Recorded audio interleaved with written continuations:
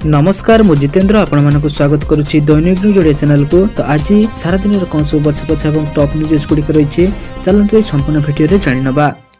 ओडिशा रे गरम और गुलुगुली को नहीं आसला बड़ खबर। गुलुगुली नयंत राज्यवासी आगामी 2 दिन राज्य में ग्रीष्म प्रभाव स्थिति रहिबो। उपकूल ओडिशा और दक्षिण ओडिशार विभिन्न स्थान में ग्रीष्म प्रभाव हो पारे। 5 और 6 अर्थात आज और काली असंभावित अतिर निस्तार मिलबनी एने पाणीपाग विज्ञान केन्द्र पक्षर पूर्वानुमान करा जायछि। आज और आसंता काली मध्ये ग्रीष्म प्रभाव रहिबो। एही 2 दिन कालबैशाखी प्रभाव में उत्तर ओडिशा और दक्षिण ओडिशार अल्प किछि स्थान में घड़घड़ी सह वर्षा मध्ये होई पारे।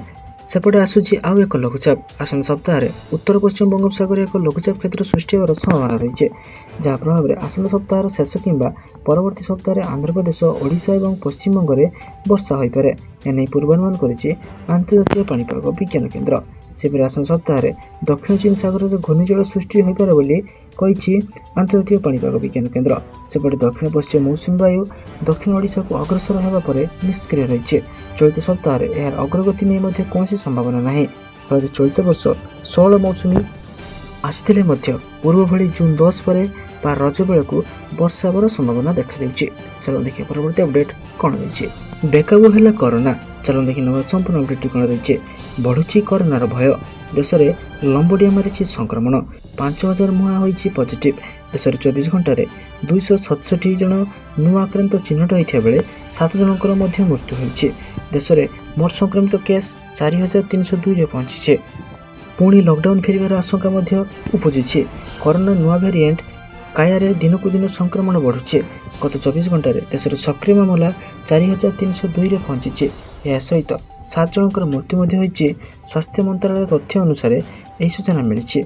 संक्रमण बढ़ुथिबारु स्वास्थ्य अधिकारी को अलर्ट कर दिल्ली, उत्तर प्रदेश और पश्चिम बंग में द्रुतगति बढ़ुची संक्रमण। मोट संक्रमित मध्य 3281 सुस्थ होती।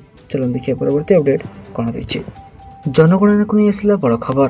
देश में खूब शीघ्र आरंभ हो जनगणना। 2027 मार्च 1 तारिख देश में जातिभित्तिक जनगणना आरंभ हो। यह जनगणना 2027 मसीह आरंभ हो 2028 मसीहा पर्यंत चलीपे।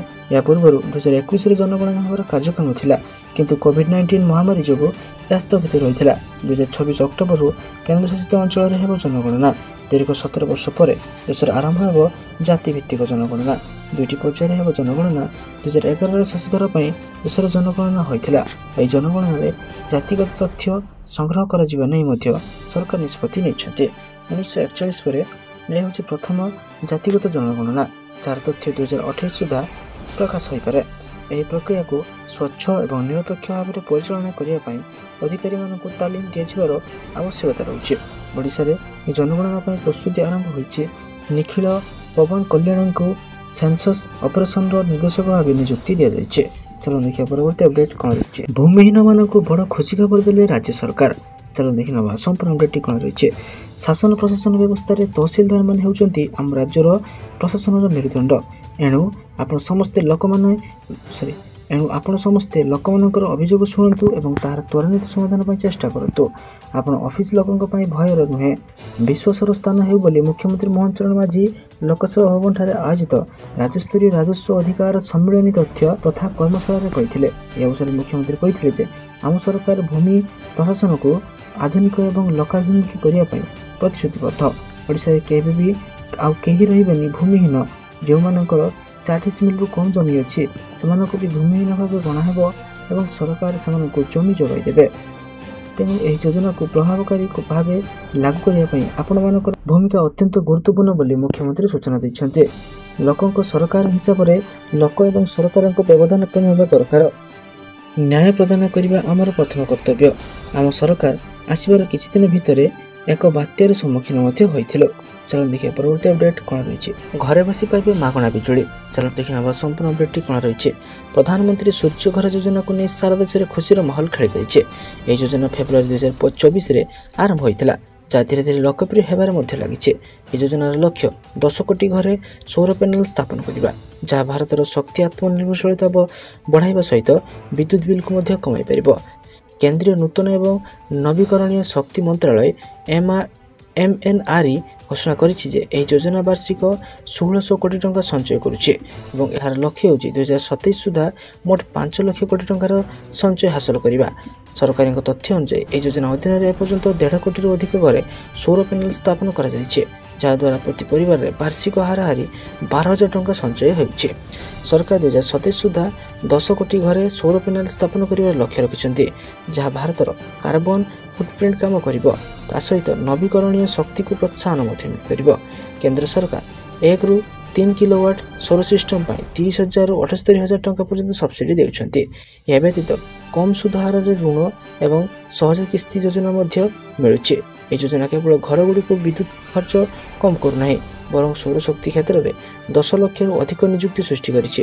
ସୌର ପ୍ୟାନେଲ ନିର୍ମାଣ, ସଂସ୍ଥାପନ ଏବଂ ରକ୍ଷଣାବେକ୍ଷଣ ଭଳି କ୍ଷେତ୍ରରେ ନିଯୁକ୍ତି ସୁଯୋଗ ସୃଷ୍ଟି କରାଯାଇଛି। ପରବର୍ତ୍ତୀ ପର୍ଯ୍ୟାୟରେ ସୌରଶକ୍ତି କ୍ଷେତ୍ରରେ 20 ଲକ୍ଷରୁ ଅଧିକ ଲୋକ ନିଯୁକ୍ତି ହେବାର ଆଶା ମଧ୍ୟ ରହୁଛି। କେବଳ ସେତିକି ନୁହେଁ, MNRE ଅନୁଯାୟୀ ଏହି ଯୋଜନାରେ ଏପର୍ଯ୍ୟନ୍ତ 2.5 ଗିଗାୱାଟ ସୌରଶକ୍ତି ଉତ୍ପାଦନ କ୍ଷମତା ବୃଦ୍ଧି ପାଇଛି, ଯାହା ପ୍ରତିବର୍ଷ 1.8 ନିୟୁତ ଟନ୍ କାର୍ବନ ଡାଇଅକ୍ସାଇଡ୍ ନିର୍ମାଣ ଗ୍ୟାସ୍ ପାଇଛି। ଏହା 2030 ସୁଦ୍ଧା ନବୀକରଣୀୟ ଉତ୍ସରୁ ଭାରତର 50% ଶକ୍ତି ଆବଶ୍ୟକତା ପୂରଣ କରିବାର ଲକ୍ଷ୍ୟ ଦିଗରେ ଏକ ବଡ଼ ପଦକ୍ଷେପ ନିଆଯାଉଛି। ଚାଲନ୍ତୁ ଦେଖିବା ପରବର୍ତ୍ତୀ ଅପଡେଟ୍ କ'ଣ ରହିଛି। 500 ଟଙ୍କିଆ ନୋଟ୍ ପୁଣି ଆସିଲା ବଡ଼ ଖବର। ଗୋଟିଏ ସପ୍ତାହ ଧରି ଗଣମାଧ୍ୟମରେ 500 ଟଙ୍କିଆ ନୋଟ୍ ବନ୍ଦ ହେବାର ଖବର ପ୍ରସାରିତ ହେଉଛି। କୁହାଯାଇଥିଲା ଯେ ଆଗାମୀ ଦିନରେ ସରକାର ଏହାକୁ ବନ୍ଦ କରିଦେଇପାରନ୍ତି। ଏହା ପଛରେ କାରଣ ଦର୍ଶାଯାଇଛି ଯେ RBI ନିର୍ଦ୍ଦେଶାବଳୀ, ଯେଉଁଥିରେ ସମସ୍ତ ବ୍ୟାଙ୍କକୁ ATMରେ 200 ଏବଂ 100 ଟଙ୍କିଆ ନୋଟ୍ ସଂଖ୍ୟା ବୃଦ୍ଧି କରିବାକୁ ମଧ୍ୟ କୁହାଯାଉଛି। ଏହି କାରଣରୁ ସମସ୍ତଙ୍କ ଦୃଷ୍ଟି ହଠାତ୍ 500 ଟଙ୍କା ନୋଟ୍ ଉପରେ ପଡ଼ିଥିଲା। ଏବେ PIB ଫ୍ୟାକ୍ଟ ଚେକ୍ ୟୁନିଟ୍ ନିଜେ ସୋସିଆଲ ମିଡ଼ିଆ Xରେ ଏ ବିଷୟରେ ଏକ ପୋଷ୍ଟ କରି କହିଛନ୍ତି, କ୍ୟାପିଟାଲ ଟିଭି ନାମକ ଏକ ୟୁଟ୍ୟୁବ୍ ଚ୍ୟାନେଲ 500 ଟଙ୍କିଆ ନୋଟ୍ ବନ୍ଦ ହେବାର ଖବର ଦେଖାଉଛି। PIB ଆହୁରି କହିଛି, ଏଥିରେ କୌଣସି ସତ୍ୟତା ନାହିଁ ଏବଂ ଏହା ସମ୍ପୂର୍ଣ୍ଣ ନକଲି ଅଟେ ଏବଂ ମିଥ୍ୟା ଅଟେ। RBI ଦ୍ୱାରା ଏପରି କୌଣସି ଘୋଷଣା କରାଯାଇ ନାହିଁ ଏବଂ ଏହା ବର୍ତ୍ତମାନ ପରି ଆଗାମୀ ଦିନରେ ମଧ୍ୟ ପ୍ରଚଳନ ରହିବ। ଏହା ଉଲ୍ଲେଖନୀୟ ଯେ ଯେବେଠାରୁ RBI ATMରେ 100-200 ଟଙ୍କା ନୋଟ୍ ସଂଖ୍ୟା ବୃଦ୍ଧି କରିବାକୁ ନିର୍ଦ୍ଦେଶ ଦେଇଛି, ସେବେଠାରୁ କିଛି ବିଶେଷଜ୍ଞ ଏହାକୁ ନିଜେ ମୂଲ୍ୟାଙ୍କନ କରୁଛନ୍ତି। ଚାଲନ୍ତୁ ଦେଖିବା ପରବର୍ତ୍ତୀ ଅପଡେଟ୍ କ'ଣ ରହିଛି। 12 ତାରିଖରେ ମିଳିବ ପକ୍କା ଘର ପ୍ରତି ପଞ୍ଚାୟତରୁ 10 ଜଣ। ଆସନ୍ତା 12 ତାରିଖରେ ମୋହନ ସରକାରଙ୍କ ବର୍ଷପୂର୍ତ୍ତି। ଏହି ଉତ୍ସବକୁ ଭବ୍ୟ କରିବା ପାଇଁ ପ୍ରଶାସନିକ ସ୍ତରରେ ଜୋରଦାର ପ୍ରସ୍ତୁତି ଚାଲିଛି। ପଞ୍ଚାୟତରାଜ ମନ୍ତ୍ରୀ ରବି ନାୟକ ଏ ବର୍ଷପୂର୍ତ୍ତିକୁ ଆଖି ଆଗରେ ରଖି ବଡ଼ ସୂଚନା ପ୍ରଦାନ କରିଛନ୍ତି। ଆସନ୍ତା 12 ତାରିଖରେ ଅନ୍ତୋଦୟ ଗୃହ ଯୋଜନାରେ କାର୍ଯ୍ୟାଦେଶ ବଣ୍ଟନ କରାଯିବ। ପ୍ରତ୍ୟେକ ପଞ୍ଚାୟତରୁ 10 ଜଣଙ୍କୁ ଏହି ଯୋଜନାରେ ସାମିଲ କରାଯିବ ବୋଲି ସେ କହିଛନ୍ତି। ସୂଚନାଯୋଗ୍ୟ ଯେ କେତେକ ଜଟିଳ ମାନଦଣ୍ଡ କାରଣରୁ ପ୍ରଧାନମନ୍ତ୍ରୀ ଆବାସ ଯୋଜନାରୁ ଅନେକ ହିତାଧିକାରୀ ବଞ୍ଚିତ ମଧ୍ୟ ହୋଇଛନ୍ତି। ତେଣୁ ବିଭିନ୍ନ ପକ୍କା ଘର ଯୋଜନାରେ ଗୃହ ପାଇନଥିବା ଲୋକଙ୍କୁ ଆଖି ଆଗରେ ରଖି ମୋହନ ସରକାର ଅନ୍ତୋଦୟ ଗୃହ ଯୋଜନା ଆରମ୍ଭ କରିଛନ୍ତି। ଗତ ମାର୍ଚ୍ଚ 30 ତାରିଖରେ ମୁଖ୍ୟମନ୍ତ୍ରୀ ମୋହନ ଚରଣ ମାଝୀ କଳାହାଣ୍ଡି ଜିଲ୍ଲାର ଭବାନୀପାଟଣାଠାରେ ଏହି ଯୋଜନା ଶୁଭାରମ୍ଭ କରିଥିଲେ। ଚାଲନ୍ତୁ ଦେଖିବା ପରବର୍ତ୍ତୀ ଅପଡେଟ୍ କ'ଣ ରହିଛି। ମାଗଣା UPSC କୋଚିଂ ପାଇଁ କରନ୍ତୁ ଆବେଦନ। ଓଡ଼ିଶା ସରକାର APSC ଆଶାୟୀ ପ୍ରାର୍ଥୀମାନଙ୍କ ପାଇଁ ମାଗଣା କୋଚିଂ ଆରମ୍ଭ କରିବାକୁ ଯାଉଛନ୍ତି। ଓଡ଼ିଶା ସରକାରଙ୍କର ଉଚ୍ଚଶିକ୍ଷା ବିଭାଗ ଏନେଇ ବିଜ୍ଞପ୍ତି ପ୍ରକାଶ କରିଛି। ଉଚ୍ଚଶିକ୍ଷା ବିଭାଗ ପକ୍ଷରୁ 500 UPSC ଆଶାୟୀ ପ୍ରାର୍ଥୀଙ୍କ 11 ମାସର କୋଚିଂ ଦିଆଯିବାକୁ ଘୋଷଣା କରାଯାଇଛି। ରାଜ୍ୟ ସରକାରଙ୍କ ମାଗଣା UPSC କୋଚିଂ ପାଇଁ ଆରମ୍ଭ ହୋଇଛି ଆବେଦନ ପ୍ରକ୍ରିୟା। କାଲିଠାରୁ ଏହା ଆରମ୍ଭ ହୋଇଯାଇଛି ଏବଂ 12 ତାରିଖ ପର୍ଯ୍ୟନ୍ତ ହେବାର ସମୟ ରହିଛି। ସମସ୍ତ ଆବେଦନ ଅନଲାଇନରେ କରାଯିବ। 1 ଜୁଲାଇରେ ୱେବସାଇଟରୁ ଆଡମିଟ୍ କାର୍ଡ ଡାଉନଲୋଡ୍ କରିପାରିବେ ଛାତ୍ରଛାତ୍ରୀମାନେ। 6 ଜୁଲାଇରେ ହେବ UPSC ମାଗଣା କୋଚିଂ ପାଇଁ ପରୀକ୍ଷା। ତେବେ ଯୋଗ୍ୟ ଏବଂ ପ୍ରାର୍ଥୀମାନେ samsodisha.gov.in ମାଧ୍ୟମରେ ପ୍ରବେଶ ପରୀକ୍ଷା ପାଇଁ ଆବେଦନ କରିପାରିବେ। ଚାଲନ୍ତୁ ଦେଖିବା ପରବର୍ତ୍ତୀ ଅପଡେଟ୍ କ'ଣ ରହିଛି। କେନ୍ଦୁପତ୍ର ତଳାଳିମାନଙ୍କ ପାଇଁ ଆସିଲା ବଡ଼ ଖବର। ରାଜ୍ୟର ସମସ୍ତ 30ଟି ଜିଲ୍ଲାର ସମାନୁପାତିକ ଉନ୍ନତିକରଣ ପାଇଁ ମୁଖ୍ୟମନ୍ତ୍ରୀ ଘୋଷଣା କରିଛନ୍ତି। ଅଦିନିଆ ବର୍ଷାରେ କ୍ଷୟକ୍ଷତି ପାଇଁ ସରକାର ପ୍ରଥମ ଥର ସହାୟତା ରାଶି ବ୍ୟବସ୍ଥା କରିଛନ୍ତି। ଲକ୍ଷ୍ୟବୋଧି ଯୋଜନାରେ ଓଡ଼ିଶା ସାରା ରାଜ୍ୟରେ ପ୍ରଥମ ସ୍ଥାନ ଅଧିକାର କରିଛି। ଶିକ୍ଷା କ୍ଷେତ୍ରରେ ସ୍ୱାସ୍ଥ୍ୟ କ୍ଷେତ୍ରକୁ ଗୁରୁତ୍ୱ ଦିଆଯାଉଛି। ଶିକ୍ଷାନୁଷ୍ଠାନରେ 20,000ରୁ ଅଧିକ ଶିକ୍ଷକ ନିଯୁକ୍ତି ରାଜ୍ୟ ସରକାରଙ୍କ ବଡ଼ ଉପଲବ୍ଧି ହୋଇଛି। ଗୋଦାବରୀଶ ମିଶ୍ର ଆଦର୍ଶ ପ୍ରାଥମିକ ବିଦ୍ୟାଳୟ ପାଇଁ ସରକାର ଗୁରୁତ୍ୱ ଦେଉଛନ୍ତି। 7,000 ପଞ୍ଚାୟତରେ 7,000 ମଡେଲ ସ୍କୁଲ ନିର୍ମାଣ କରାଯିବ। ଆଦିବାସୀ ଅଧ୍ୟୁଷିତ ଅଞ୍ଚଳରେ ଶିକ୍ଷାର ବିକାଶ ପାଇଁ ମେଧାସିଂ ହାତ ଖର୍ଚ୍ଚ ଯୋଜନା କାର୍ଯ୍ୟକାରୀ କରାଯାଇଛି। ଆୟୁଷ୍ମାନ ଯୋଜନା ରାଜ୍ୟରେ ସ୍ୱାସ୍ଥ୍ୟ କ୍ଷେତ୍ରରେ ଉଲ୍ଲେଖନୀୟ ପଦକ୍ଷେପ ନିଆଯାଇଛି। ଜରୁରୀ 70 ବର୍ଷରୁ ଅଧିକ ବୟସର ଜନସାଧାରଣଙ୍କୁ ଆୟୁଷ୍ମାନ ବାହ୍ୟ ବନ୍ଦନା ଯୋଜନାରେ ମଧ୍ୟ ସାମିଲ କରାଯାଇଛି। ତ ସାରାଦିନ ଏପରି ବଛା ବଛା ଏବଂ ଗୁରୁତ୍ୱପୂର୍ଣ୍ଣ ଖବର ଜାଣିବା ପାଇଁ ଆମ ଚ୍ୟାନେଲକୁ ସବସ୍କ୍ରାଇବ ରଖନ୍ତୁ ଏବଂ ଆମ ଭିଡ଼ିଓକୁ ଲାଇକ୍ କରିଦିଅନ୍ତୁ। ଧନ୍ୟବାଦ।